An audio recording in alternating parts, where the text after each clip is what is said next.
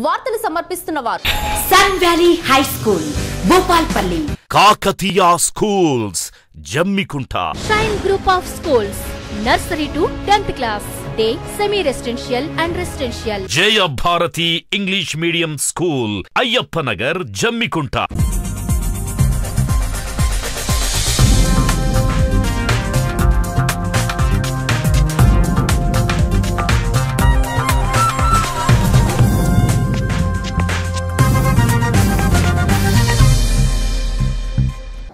నమస్తే, మీరు చూస్తున్నది ఆర్బీ న్యూస్. నేను సమీర్. బులెటిన్లో ముందుగా హెడ్లైన్స్. పదవీకాలం ముగిసిన సందర్భంగా ఎంపీపీ, ఎంపీటీసీ, వైస్ ఎంపీపీలకు సన్మాన కార్యక్రమం. హాజరైన ఎమ్మెల్యే గండ్ర వెంకటరమణారెడ్డి. ఏఐఎఫ్బీ నుంచి గెలిచిన ప్రజాప్రతినిధులను సన్మానించిన గండ్ర సత్యనారాయణరావు. భూపాలపల్లిని అభివృద్ధి చేయడంలో గత మున్సిపాలిటీ పాలకవర్గం విస్మరించింది, సిపిఐ నాయకుల ఆరోపణ. పదవీకాలం ముగిసిన సందర్భంగా ఎంపీపీ, ఎంపీటీసీ, వైస్ ఎంపీపీలకు బుధవారం రోజు సన్మాన కార్యక్రమం జరిగింది.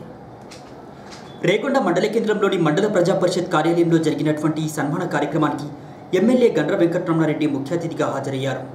ఈ సందర్భంగా పదవీకాలం ముగిసిన సందర్భంగా ఎంపీపీ, ఎంపీటీసీ, వైస్ ఎంపీపీలను సన్మానించారు.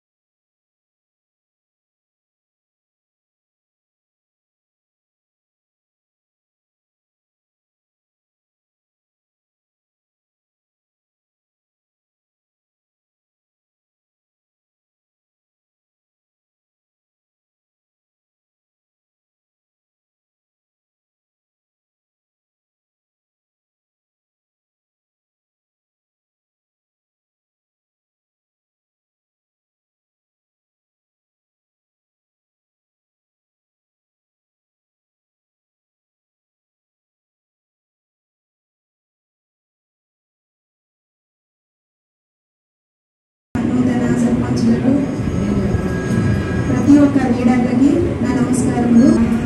లీడర్తనం అంటే ఏందో నాకు తెలియకపోయేది. అందులో ఈ 5 సంవత్సరాల అవకాశం నాకు దేవుడు ఇచ్చినందుకు సంతోషము. నేను అంతకుముందు ప్రజలలో మా ఊరిలో నేను పెన్షన్ డబ్బులు అంటే సిఎస్పీగా పనిచేసేది. అందులో ప్రజలందరికీ నేను పరిచయం. ఇప్పుడు కూడా 5 సంవత్సరాలు దేవుడు ఆ ప్రజలనే నన్ను ఎన్నుకొని ఈ రీతిగా తెలుసుకున్నాను. పదవి అనేది చాలా ఇబ్బంది.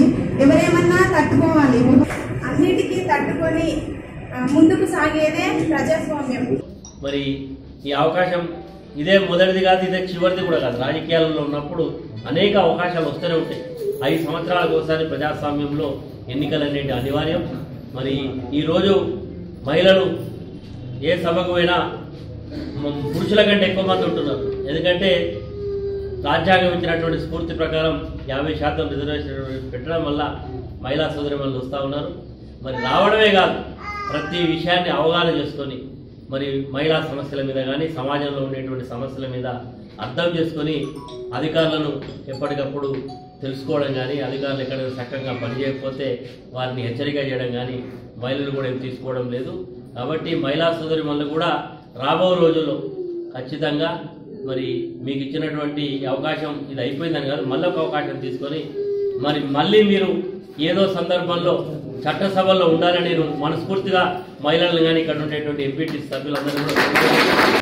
అదేవిధంగా మొగుళ్లపల్లి మండలంలోని మండల ప్రజా పరిషత్ కార్యాలయంలో ఈ కార్యక్రమానికి ఎమ్మెల్యే హాజరై పదవీకాలం ముగిసిన సందర్భంగా ఎంపీపీ ఎంపీటీసీలు అదేవిధంగా వైస్ ఎంపీపీలను సన్మానించారు.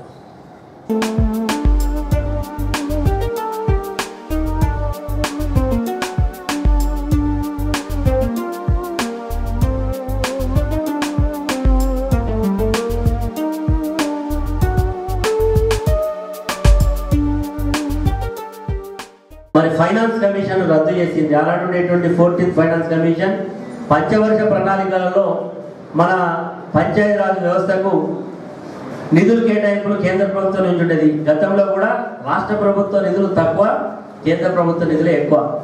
అవి రాష్ట్రాలకి నేరుగా ఇవ్వడం వల్ల ఈ యొక్క గ్రామ పంచాయతీ వ్యవస్థ స్థానిక సంస్థలు కొంత ఆర్థికమైనటువంటి ఇబ్బందులు ఎదుర్కొంటా ఉన్నాయి.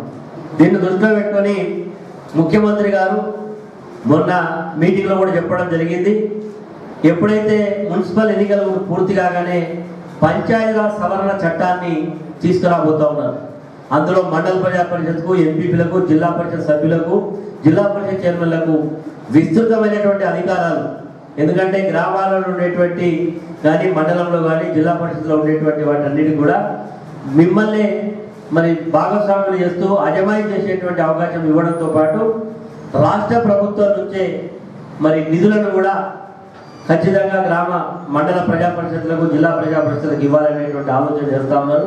ఎంపీటీసీ కనీసానికి ఎంపీ ఒక ₹1,00,000 రోడ్డు పోయి వల్ల పోసే పరిస్థితిగా లేవు. ఎందుకు పోయాలి, ఎక్కడ పోయాలి, ఎక్కడ లేవన్న పడుతుంది, ఎక్కడ లేదు. మేము అడిగినాం, కొట్లాడినాం, పోయినాం, ఆర్థిక మంత్రి దగ్గర పోయినాం, అన్ని రకాల కొట్లాడినా కానీ ఏం నిధుల వరకే కానీ నిధులు లేవు. ఆ ఇబ్బంది అనేది ఇప్పుడు ఉన్న ప్రజాప్రతినిధులకు అలాంటి రావద్దు. అలసులో రమణారెడ్డి గారు బాగా యుద్ధం చేశారు కానీ ఎంపీటీసీలో బాగుండే సార్. మీరు వచ్చిపోయినప్పుడు ఈ జనం పోతారు కానీ అది పోయినాక ప్రతి ఎంపీటీసీ బాధ వర్ణనితంగా ఉంటుంది. ఆ బాధలు రాకుండా చూడాలని సభముఖంగా తెలియజేస్తాను. ఎంపీపీ జేబులోకి పెట్టుకునే పరిస్థితి వచ్చింది. ఎంతో కొంత నాకు చిట్పాటు ఉండడం ఏం దానివల్ల ఈ ఖర్చులు పెట్టినా కానీ ఈ స్థాయిలో ఎవరున్నా ఇబ్బందికరమైన సంఘటనలు ఎదుర్కొన్నాం. ప్రజల ఆశీర్వాదంతో గెలిచిన ప్రజాప్రతినిధులు వారి సమస్యల పరిష్కారానికి కృషి చేయాలని ఏఎఫ్బి నేత గండ్రసెత్త నారాయణరావు అన్నారు. భూపాలపల్లి పట్టణంలోని తన కార్యాలయంలో గండ్రసెత్త నారాయణరావు సర్పంచులుగా, ఉప సర్పంచ్ అదేవిధంగా ఎంపీటీసీలు, ఎంపీపీలుగా గెలిచినటువంటి ప్రజాప్రతినిధులకు సన్మాన కార్యక్రమాన్ని ఏర్పాటు చేశారు. శాల్వాలతో సన్మానించారు. గెలిచినటువంటి ప్రజాప్రతినిధులు ప్రజల కోసం నిజాయితీగా నిలబడి వారి సమస్యల పరిష్కారానికి కృషి చేయాలని దిశానిర్దేశం చేశారు.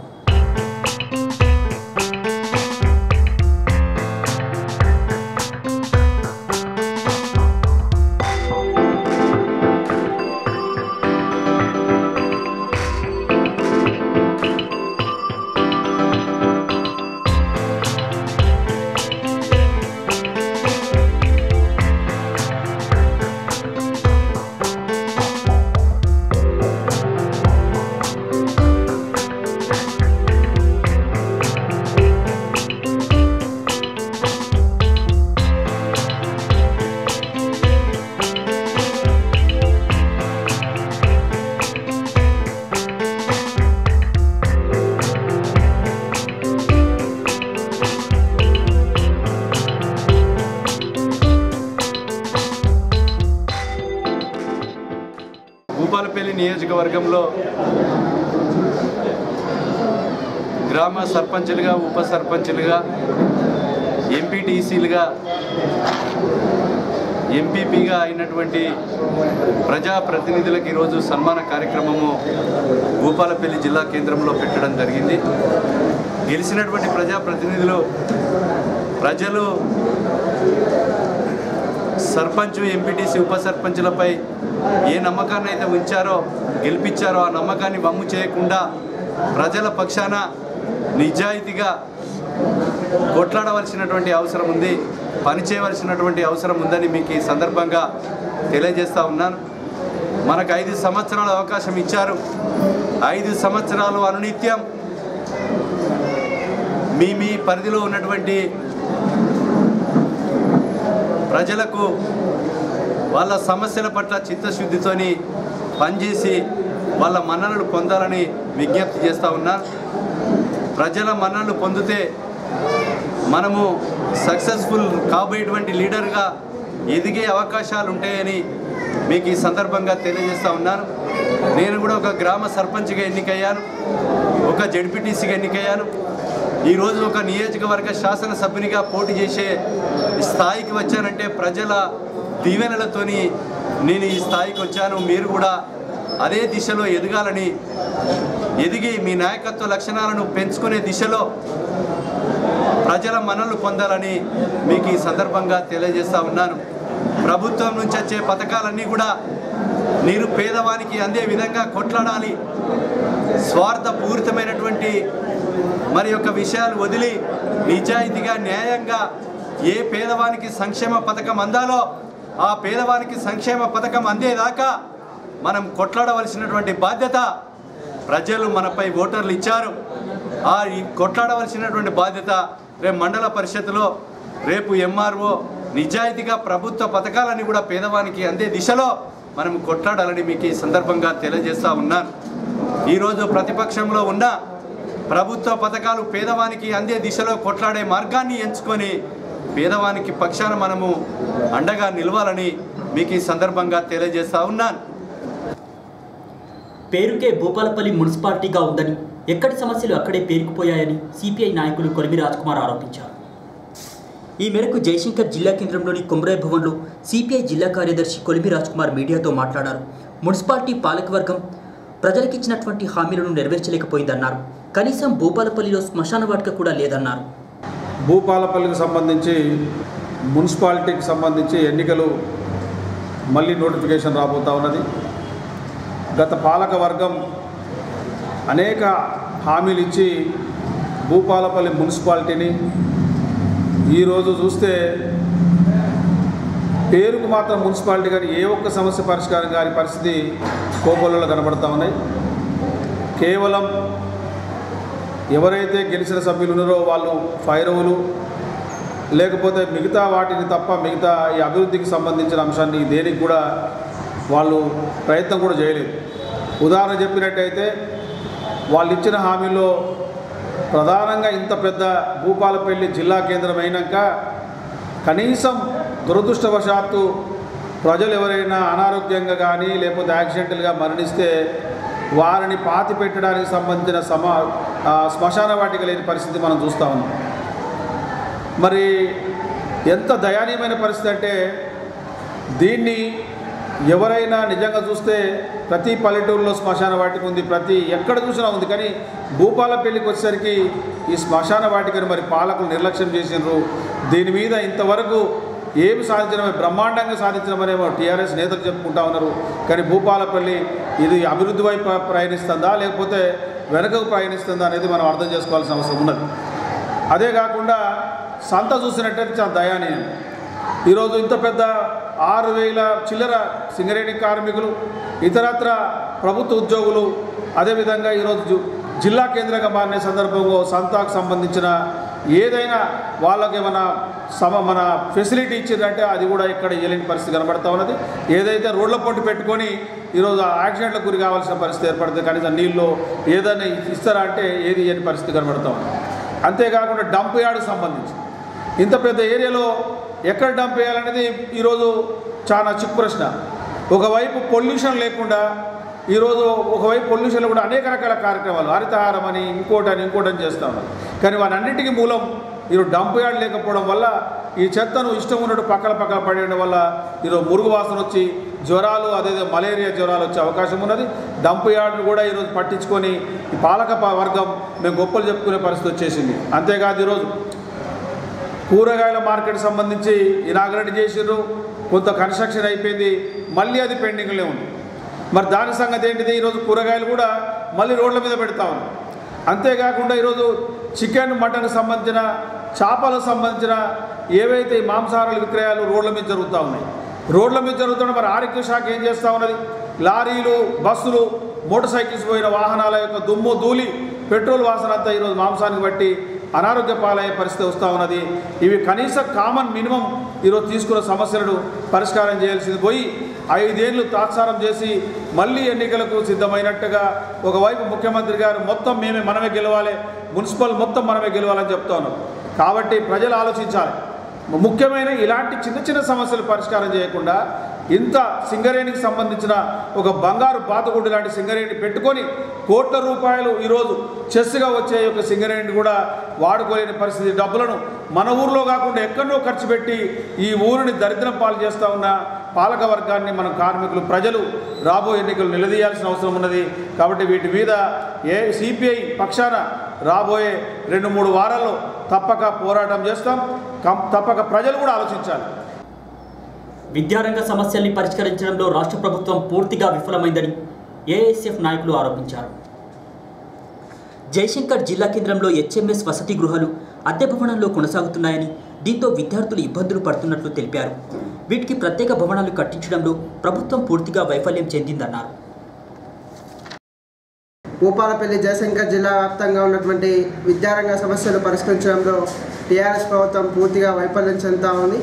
6 సంవత్సరాల నుంచి జిల్లా కేంద్రంలో అనేకమైనటువంటి హెచ్ఎంహెచ్ హాస్టల్ కావచ్చు, ఏహెచ్ హాస్టల్స్లో ప్రత్యేకమైన భవనాలు ఏర్పాటు చేయడంలో పూర్తిగా వైఫల్యం టీఆర్ఎస్ ప్రభుత్వం కనబడుతూ ఉంది.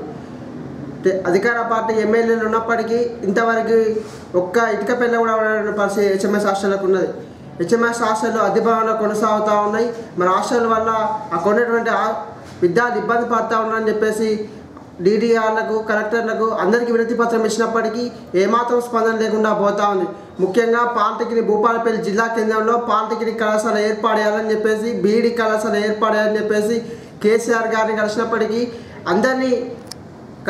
ఇంతవరకు పాలిటెక్నిక్ కళాశాల ఏర్పాటు కాదు. ఇప్పుడే ఏర్పాటు చేస్తాం, అప్పుడే ఏర్పాటు చేస్తామన్నారే తప్ప ఇంతవరకు పాలిటెక్నిక్ కళాశాల గురించి ఇంతవరకు స్పందన. సాక్షాత్తు కేసీఆర్ని బెయిన వెంటనే పాలిటెక్నిక్ నిధులు విడుదల చేస్తా అని చెప్పేసి అన్నప్పటికీ 4 సంవత్సరాలు అవుతున్నప్పటికీ ఇంతవరకు ₹1 కూడా నిధులు రాని పరిస్థితి. అనేకమైనటువంటి విద్యారంగ సమస్యలు భూపాలపల్లి జిల్లా కేంద్రంలో ఉన్నాయి. విద్యారంగ సమస్యలు జిల్లా కేంద్రంలో వెంటనే పరిష్కరించాలని చెప్పేసి ఏఎస్ఎఫ్గా డిమాండ్ చేస్తూ ఉన్నాం. ఈ సమస్యలు అనేకమైన సమస్యలు సర్వే చేసి ప్రభుత్వం వెంటనే సమస్యలు పరిష్కరించకపోతే మాత్రం ఏఎస్ఎఫ్ ఆధ్వర్యంలో పెద్ద ఎత్తున కార్యక్రమాలు చేస్తామని ప్రభుత్వాన్ని డిమాండ్ చేస్తా ఉన్నాం.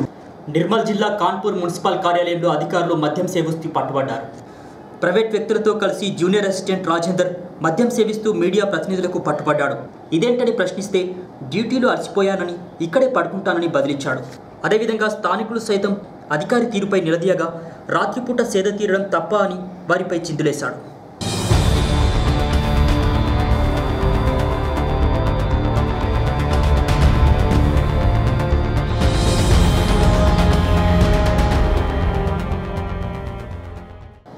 వరంగల్లో వరుస చోరీలకు పాల్పడుతున్నటువంటి ఓ ఘరానా దొంగను పోలీసులు అరెస్ట్ చేశారు. గిర్మాజిపేటకు చెందినటువంటి టైసన్ జల్సాలకు అలవాటు పడి దొంగతనాలు చేయడం ప్రారంభించాడు. దీంతో నిఘా పెట్టినటువంటి పోలీసులు అతన్ని అరెస్ట్ చేసి 7 తులాల బంగారం, 40 తులాల వెంటిని స్వాధీనం చేసుకున్నారు.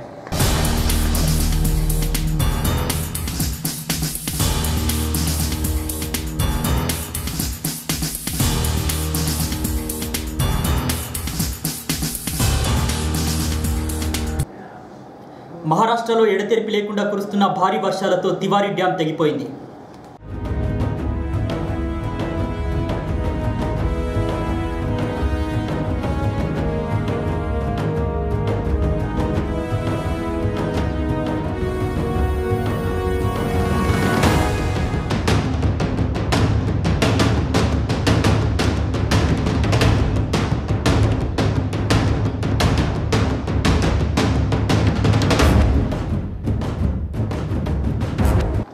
దీంతో 7 గ్రామాలు నీట మునిగాయి. 6 మృతి చెందారు. 18 మంది గల్లంతయ్యారు. కాగా ఎన్డీఆర్ఎఫ్ సిబ్బంది గల్లంతైన వారి కోసం గాలిస్తున్నారు.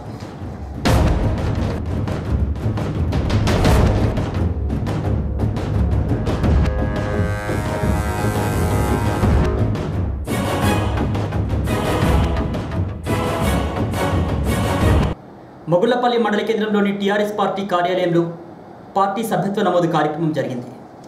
ఎమ్మెల్యే గండ్ర వెంకటరమణారెడ్డి హాజరై టీఆర్ఎస్ పార్టీ సభ్యత్వ నమోదు కార్యక్రమాన్ని ప్రారంభించారు.